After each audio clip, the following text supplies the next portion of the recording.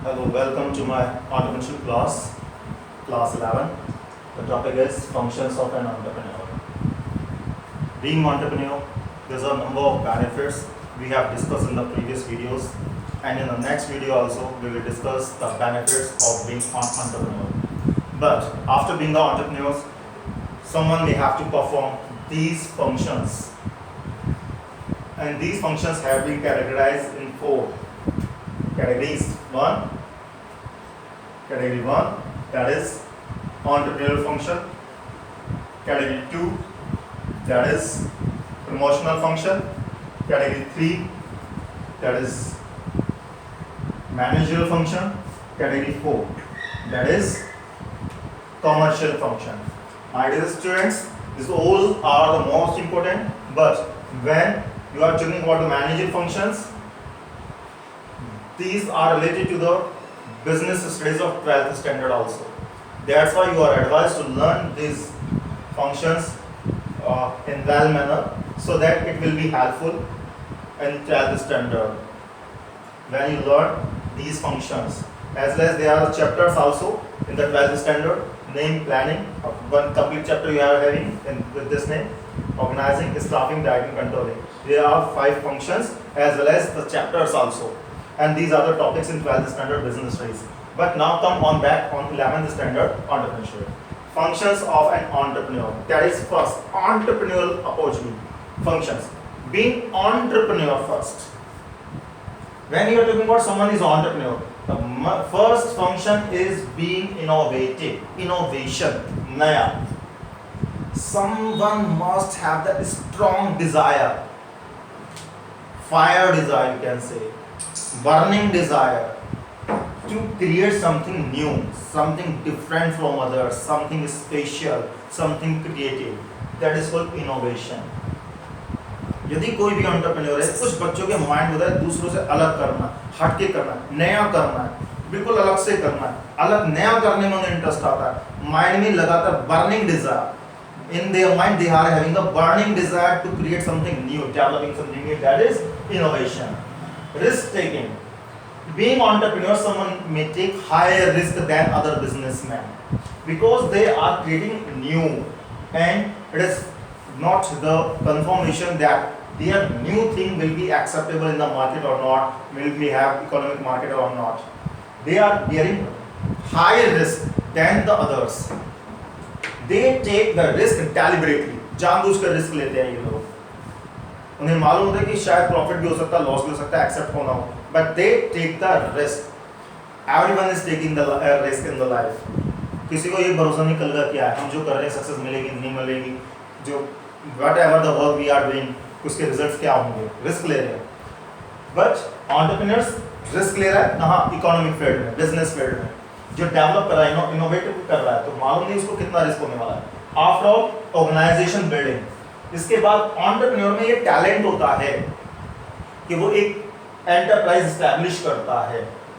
Organisation building means एक ऐसी enterprise जिसमें ह्यूमन रिसोर्स है, लोग हैं जिनसे वो काम करवा सकता है या जिनके साथ मिलकर वो काम कर सकता है. ठीक है, दैट इज ऑर्गेनाइजेशन बिल्डिंग. जो हमने एंटरप्रेन्योरियल फंक्शन पढ़ लिए, इनोवेशन, कुछ नया करना, मॉडिफिकेशन करना, रिस्क लेना कि प्रॉफिट भी हो सकता है, लॉस भी हो सकता है, इनोवेशन कर रहा है तो रिस्क है, ऑर्गेनाइजेशन बिल्डिंग के एंटरप्राइज एस्टैब्लिश कर रहा है. उसके बाद बात करते हैं हम इसकी प्रमोशनल फंक्शंस की. प्रमोशन करना, प्रमोट करना means investigation of idea. What is the investigation? सबसे पहले हम आइडिया की बात करते हैं. वन आइडिया में क्लिक इन आवर माइंड. कोई आइडिया माइंड में आ सकता है कि यार कुछ नया करते हैं, do something new, different. That is on the basis of innovation. तो एक आइडिया आ सकता है माइंड में कि यार कुछ नया करके दिखाते हैं, कि ये प्रोडक्ट बना दें या ऐसी सर्विस बना दें, या लोग ये चाहते हैं तो कुछ अच्छा सा करके दिखाएं. लोगों के सामने प्रॉब्लम्स है तो उन प्रॉब्लम्स का solution either in the form of product और service you may give. Being entrepreneur, आप एज ए एंटरप्रेन्योर लोगों की प्रॉब्लम्स का सॉल्यूशन देते हैं. Solution either in the form of product और सर्विस. तो जो माइंड में आइडिया आया है कि क्या प्रोडक्ट बनाना है, सर्विस बनानी है, उसको इन्वेस्टिगेशन किया जाता है कि वो कितना सक्सेसफुल हो सकता है, कितना नहीं, आइडिया कितना वायबल है, मींस सही है. आइडिया की वायबिलिटी चेक की जाती है कि कितना सही है वो. आफ्टर डिटेल इन्वेस्टिगेशन फिर उसकी डिटेल इन्वेस्टिगेशन की जाती है आइडिया की, क्या क्या आइडिया ऐसा पहले से किसी कंपनी के माइंड में आ चुका है या बिजनेस के, उसमें उन्होंने क्या काम किया, क्या प्रॉब्लम्स की, काम कैसे किया, या प्रॉब्लम्स आई तो कैसे सॉर्ट आउट किया, या वो सॉर्ट आउट नहीं कर पाएंगे तो आप कैसे उन प्रॉब्लम्स को फेस करेंगे। तो ये सारी डिटेल इन्वेस्टिगेशन होती है। After that assembling the requirements, assemble करना मीन्स जो माइंड में आइडिया आया है कि ये मैन्युफैक्चर करना है या सर्विस देनी है या अपना खुद का सेटअप बनाना है या अपना खुद का काम करना है या अपनी हॉबी को, जो हमारी हॉबी है उसको हमें कॉमर्शियल लाना है, ये जो आइडिया आपने जनरेट की हैं, इन्वेस्टिगेट की हैं, उससे रिलेटेड आप रिक्वायरमेंट्स, जो रिसोर्सेज आपको चाहिए अपनी हॉबीज़ को रियलिटी में चेंज करना या कोई प्रोडक्ट बनाना या सर्विस जनरेट करना, तो जो भी उससे रिलेटेड रिक्वायरमेंट्स हैं, whether you are talking about finance, raw material, human resource etcetera, all these requirements are assemble. Assemble means इकट्ठा कर दी जाती है। After that financing the proposition, whatever the requirements in the business are finally fulfilled by the finance, that is the blood of business। कोई भी requirement है, चाहे वो ह्यूमन रिसोर्स की हो, मटेरियल की हो, टेक्नोलॉजी हो, मशीनरी हो, या रिसर्च करनी है आपको मार्केट में, कोई भी चीज़ की जो रिक्वायरमेंट है वो फुलफिल केवल फाइनेंस के थ्रू होती है। फाइनेंस क्या होता है? बिजनेस का ब्लड होता है, that is the blood of the business, because without any finance no business can stand or can survive। After that we are coming on the managerial functions।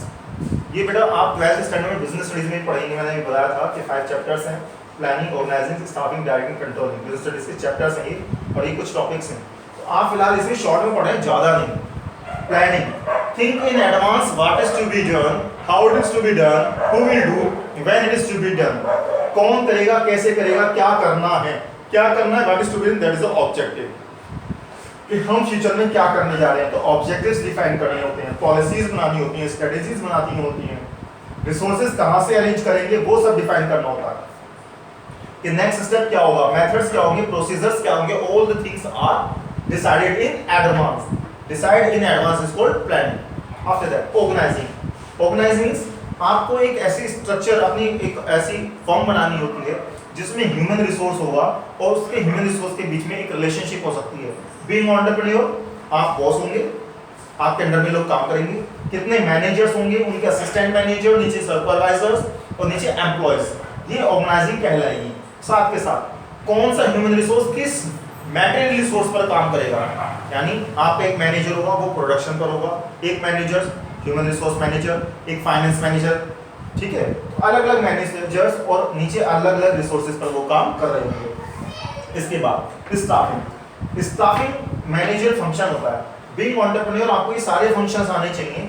आप manager रख सकते हैं, आपके मैनेजर्स ये सारे काम कर सकते हैं, ठीक है, लेकिन फिर भी हमें यदि किसी से काम निकलवाना है तो खुद भी आना चाहिए, इसलिए आप ये कहते हैं कि हमें भी ये काम आना चाहिए, तो पढ़ रहे हैं। स्टाफिंग में selecting right person at right time for the right job। किसी जॉब के लिए किसी सही पर्सन को सही टाइम पर अपॉइंट कर लेना, सेलेक्ट कर लेना स्टाफिंग कहलाती है।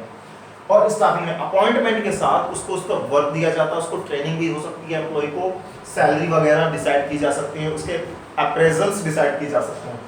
आफ्टर दैट डायरेक्ट करना मीन्स आपने सुना होगा हिंदी में कि डायरेक्टर, इंग्लिश में जब हिंदी मूवीज बनती हैं director, but we are talking about directing means निर्देश देना।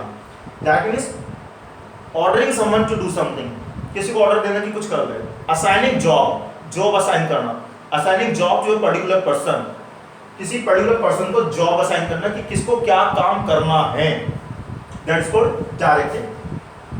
आफ्टर दैट कंट्रोल करना, whatever you have decided in planning should be done accordingly, that is called controlling।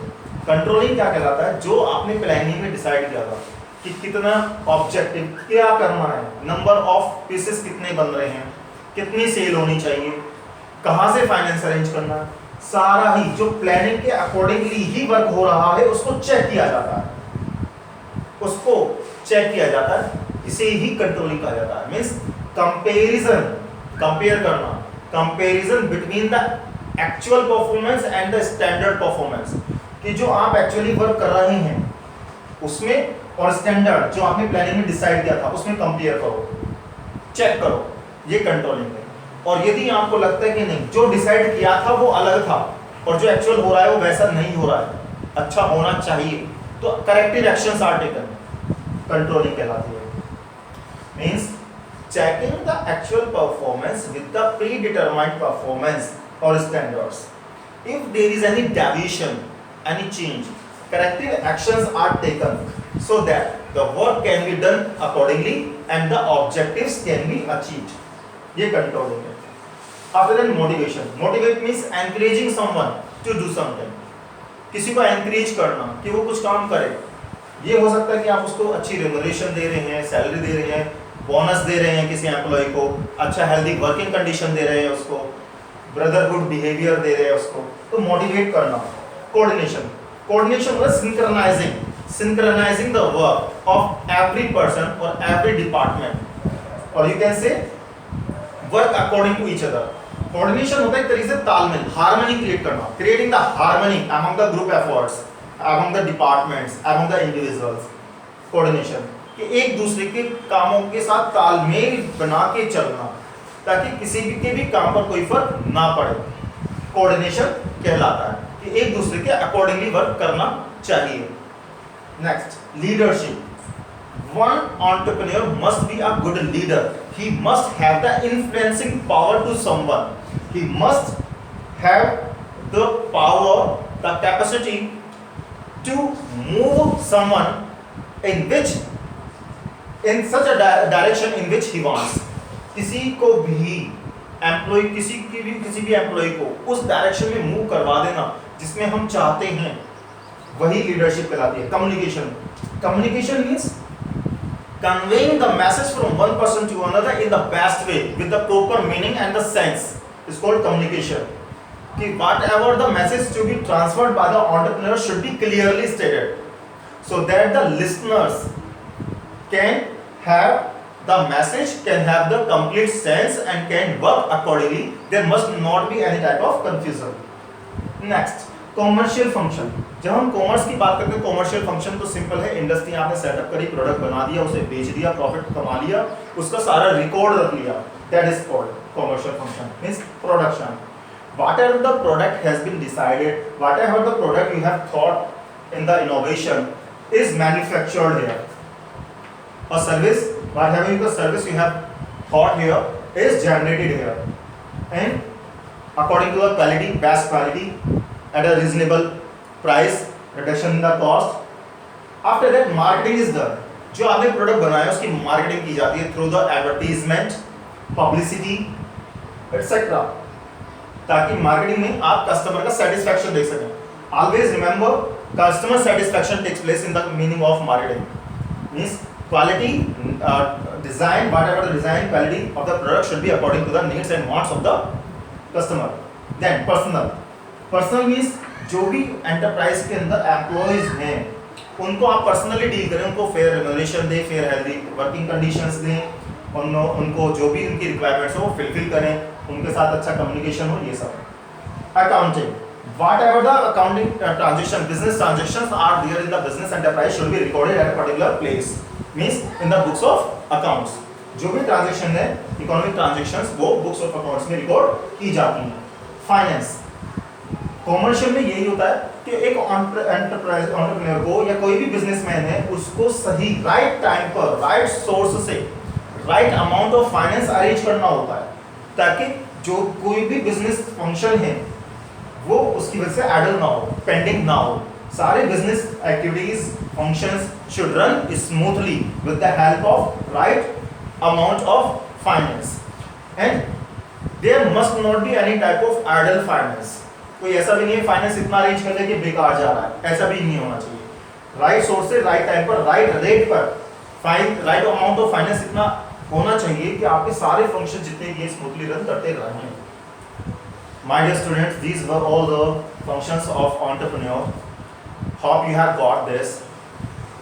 If there is any problem, leave a WhatsApp message to me. Thank you. Have a nice day.